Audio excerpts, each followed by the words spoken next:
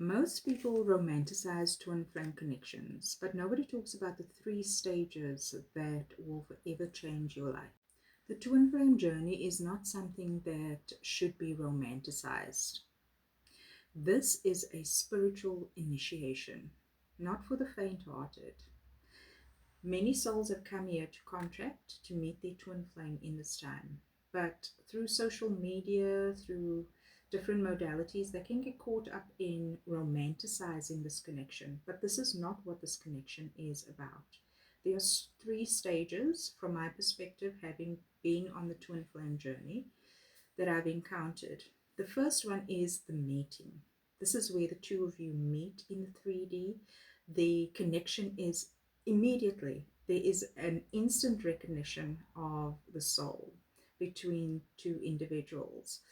And the connection is very, very intense. There is this magnetism. That is why you can't stay away from this person. And often you would feel like, I need to talk to this person, or, the feminine is always trying to initiate contact. And yeah, sometimes it can feel as if you're chasing this person, right? And we're going to talk about the runner and chaser dynamic a little bit later. So that is the meeting point. And many people have described this phase as coming home to themselves. And then the second phase is the initiation. This is the activation of self. This is where the intensity grows, and often there is a look inward. There is an awareness that starts to arise about, wow, there must be more.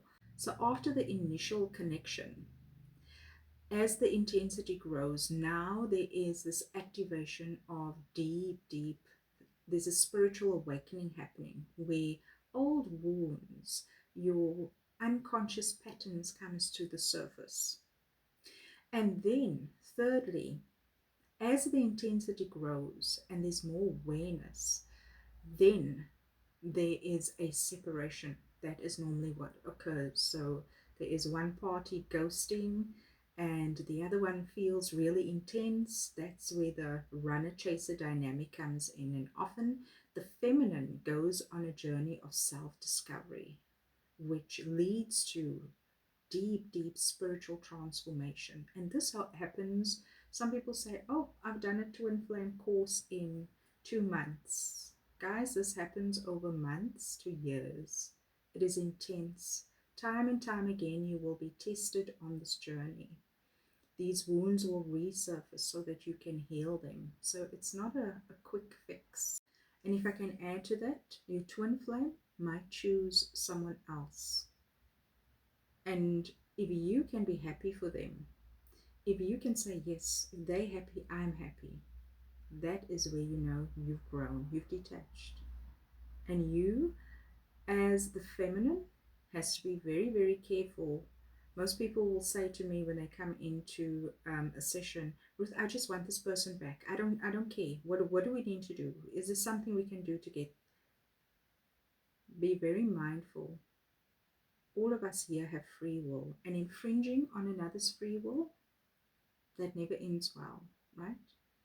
So we have to be mindful to respect our twin. When they make certain choices, they have their own free will. So this twin flame journey will ask of you again and again and again to choose yourself over and over again. But this is the path of coming home to self, where you get to heal yourself and where you get to become whole on your own.